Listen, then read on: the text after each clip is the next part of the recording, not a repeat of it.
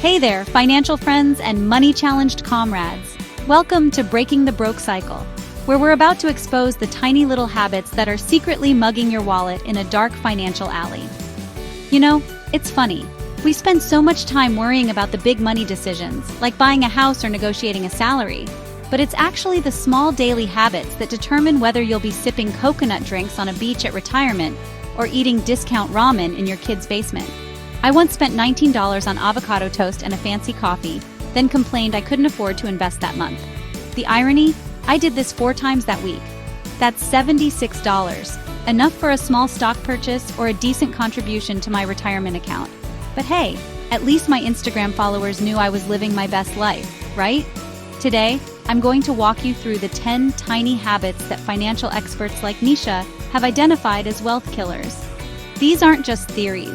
They're the real-world patterns that separate the financially secure from the perpetually broke. And the best part?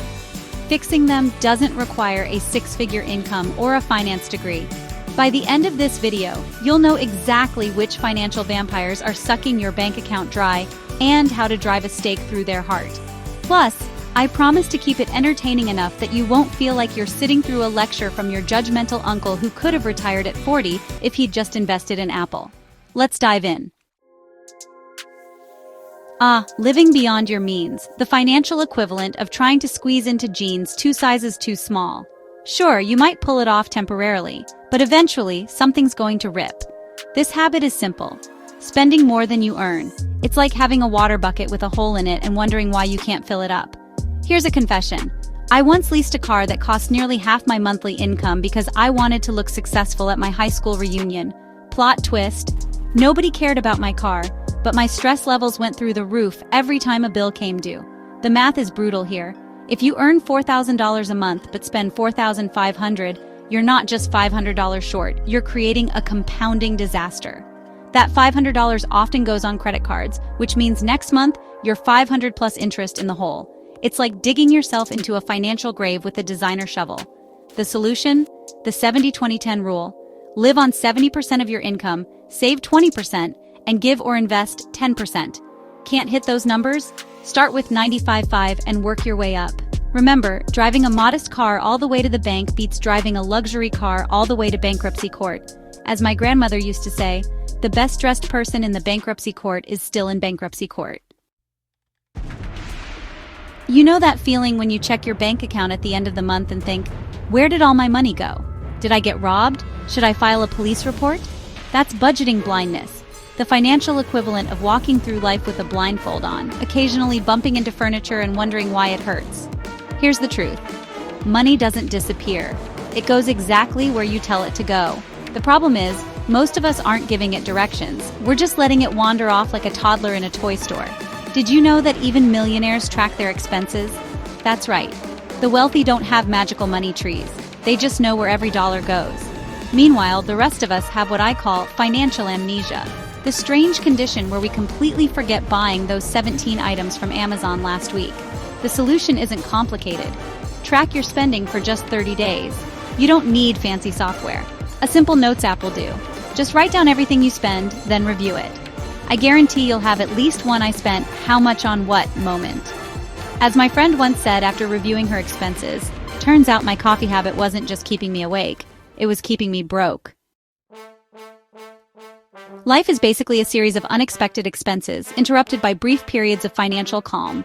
Your car will break down, your tooth will decide it's had enough, your roof will develop a sudden interest in indoor swimming pools. Yet somehow, we're all shocked when emergencies happen. Emergency fund avoidance is like going skydiving without a parachute because the ground has always been there to catch me before. Let me tell you about my coworker Jake. Jake thought emergency funds were for paranoid people. Then his car broke down, his rent increased, and his dog needed surgery, all in the same month. Suddenly, Jake was the proud owner of 3 maxed-out credit cards and a stress-induced eye twitch. The financial impact is staggering. Without an emergency fund, a $1,000 car repair often costs $1,300 plus after credit card interest. That's like paying a being unprepared tax. The solution? Start with just $1,000 in a separate savings account. Can't manage that? Start with $100. Even small emergency funds can prevent the debt spiral. Aim to eventually save 3 to 6 months of expenses. Remember, life doesn't care about your financial plans. As the horror movie tagline goes, just when you thought your budget was safe, emergency strikes. "I'll start saving for retirement next year," said everyone, every year, until they're 60. Retirement procrastination is the financial equivalent of starting a diet next Monday for 10 years straight. The only difference is that with retirement, there's no crash diet option at the end. Let me blow your mind with some math. If you start investing $200 monthly at age 25, you could have about $622,000 by age 65, assuming 8% returns. Wait until you're 35? You'll have only $271,000. That 10-year delay cost you $351,000. It's like your future self is sending you angry time travel messages. Start investing now, you fool! I have a friend who started investing just $50 a month when she was 22. Everyone teased her for being boring and missing out. Fast forward 15 years, she's now on track to retire at 55. While the rest of us are Googling, "Can humans hibernate to save money?" The solution is simple. Start now, start small. Even $25 a month is better than nothing. If your employer offers a 401k match, that's literally free money, like finding cash on the sidewalk and walking past it if you don't contribute. As I like to say, the best time to plant a tree was 20 years ago. The second best time is now. The worst time is someday. Some of you might be thinking, wait, how can having too much cash be bad? Isn't saving good? Cash hoarding is like storing all your food in the fridge but never turning the fridge on. Eventually, everything spoils. Here's the reality. Money sitting in a typical savings account, earning 0.01% interest, is actually losing value every year due to inflation, which typically runs around 2 to 3%. That means your $1,000 today will only buy about $970 worth of goods next year. It's like having a time machine that only goes backward for your money. I had a great aunt who kept $40,000 in a savings account for 30 years for safety. By the time she needed it for medical expenses, it had lost nearly half its purchasing power. Meanwhile, if she'd invested it in a simple index fund, it could have grown to over $300,000. The solution isn't to invest every penny. You still need that emergency fund we talked about. But once you have 3 to 6 months of expenses saved, additional cash should be put to work through investing. Think of it this way. Keeping all your money in cash is like showing up to a gunfight with a pool noodle. Technically, you brought something, but it's not going to do the job. We've all been there. You go to Target for toothpaste and somehow leave with a new bedding set, seasonal decorations, and a kitchen gadget you didn't know existed, but suddenly can't live without. Impulse spending is the financial equivalent of drunk texting your ex. It seems like a great idea in the moment, but you regret it almost immediately. The psychology is fascinating. Stores and websites are literally designed to trigger impulse purchases. That's why grocery stores put candy at checkout, and why Amazon has that Buy Now button. They're not trying to help you. They're trying to help themselves to your money. Let me tell you about my personal year of Amazon. I tracked my impulse purchases for 12 months and discovered I'd spent over $3,200 on items I barely used. That's a decent vacation or a significant investment. Gone on stuff that mostly cluttered my home. The solution? The 24-hour rule. For non-essential purchases over $50, wait 24 hours before buying. For items over $200, wait 72 hours. You'll be amazed how many must-haves become actually nevers with a little time. As my financially savvy friend says, if you wouldn't buy it twice, you shouldn't buy it once. Lifestyle inflation. The reason why people who make $30,000 and people who make $300,000 can both be broke. This habit is simple. As your income increases, your spending automatically expands to match it. Got a 10% raise? Time for a 15% fancier lifestyle. It's like being on a financial treadmill that keeps speeding up. You're running faster and faster, but staying in exactly the same place. The classic example is the first big promotion. You go from eating ramen to dining at restaurants where the menu doesn't list prices. You upgrade from a roommate situation to a luxury apartment. Your Toyota becomes a BMW. And somehow, despite making more money, your bank account looks exactly the same. I know a doctor who makes over $300,000 a year, but lives paycheck to paycheck because each income increase triggered a lifestyle upgrade. Meanwhile, His nurse, making a quarter of his salary, is financially independent because she maintained a moderate lifestyle while investing the difference. The solution? When you get a raise, immediately direct 50% of the increase to savings or investments before you have a chance to spend it. Live on the other 50%. Remember, the Joneses you're trying to keep up with are probably financing their lifestyle with credit cards and lying awake at night wondering how to pay their bills. As the saying goes, we buy things we don't need with money we don't have to impress people we don't like. If debt were a person, it would be that roommate who eats all your food, never pays rent on time, and somehow keeps inviting more troublesome friends to crash on your couch.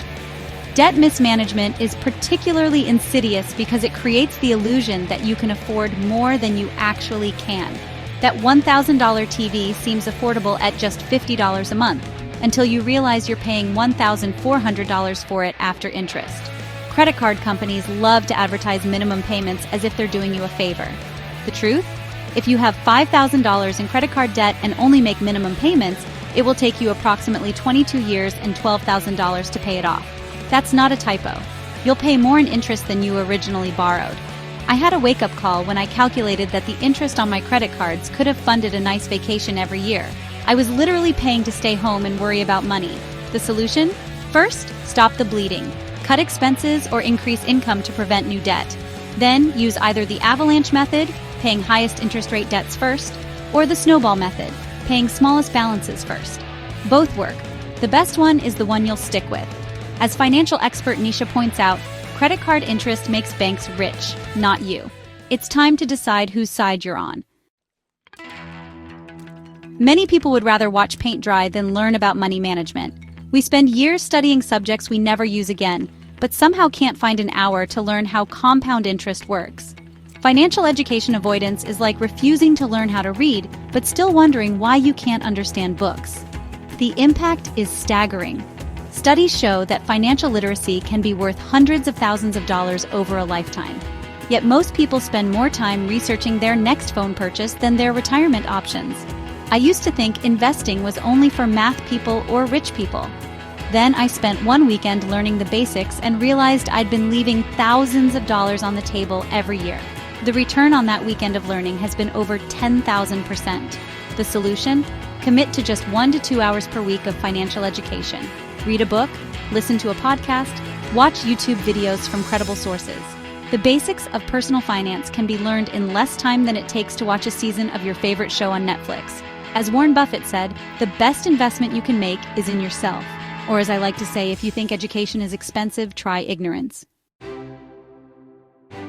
Our final habit is perhaps the most human of all, prioritizing short-term pleasure over long-term security. Short-term focus is like eating an entire chocolate cake for breakfast. It feels amazing for about 20 minutes, then terrible for the rest of the day. We're wired to choose immediate gratification.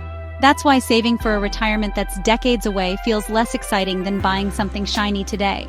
Our caveman brains weren't designed for 401k plans. I have a friend who spent his 20s and 30s living the high life. Luxury cars, exotic vacations, designer everything. Now in his 50s, he's starting from zero, while watching his more balanced friends plan early retirements. The financial impact compounds dramatically. Every $1,000 not saved in your 20s could mean $15,000 to $20,000 less in retirement. The solution isn't to live like a monk, it's to find balance. Use the 70-30 rule for fun money. 70% of your discretionary income can go toward immediate enjoyment, but 30% should be saved for future you. I like to imagine future me as a real person who's counting on present me to not screw things up. Sometimes I even write emails to future me, explaining the investments I'm making on their behalf. Remember, future you is a real person, and that person is counting on you to make good decisions today. So now that we've exposed these 10 tiny but mighty habits, how do we actually change them? Start small. Pick just one habit to focus on for the next 30 days. Trying to change everything at once is like trying to break all your bad habits on January 1st. We all know how that usually ends. Track your progress. What gets measured gets managed. Use a simple app or even a paper journal to monitor your chosen habit. Financial fitness is a lot like physical fitness. You need to know if your efforts are working. Be consistent. Small actions repeated consistently create massive results over time. Saving $5 a day sounds trivial, but that's $1,825 a year, which could be over $250,000 in 40 years with average market returns. And remember, financial improvement isn't linear. You'll have setbacks. The goal isn't perfection, it's progress. As I like to say, financial success isn't about never falling down. It's about getting up one more time than you fall. We've covered a lot of ground today, from living beyond our means to focusing too much on the short term. These 10 tiny habits might seem small individually, but together, they're the difference between financial freedom and financial frustration. The good news? You don't need to be perfect. Even improving in just a few of these areas can dramatically change your financial trajectory. Remember, wealth isn't about luck or even intelligence, it's about habits. The daily, unsexy, consistent actions that compound over time. So what's one tiny habit you can change today? Perhaps it's tracking your spending for the next week. Maybe it's setting up an automatic transfer of just $25 to start an emergency fund. Or it could be spending 1 hour learning about a financial topic that's always confused you. Whatever you choose, know this. Your financial future is built one tiny habit at a time. As for me, I'm off to cancel my subscription to the Broke But Looking Rich lifestyle and upgrade to the Rich But Nobody Knows It plan. It might not get as many Instagram likes, but my bank account is giving it a standing ovation. Remember, your wallet doesn't care about your intentions, it only responds to your habits. Check out this next video for more entertaining financial tips. @financial_shenanigans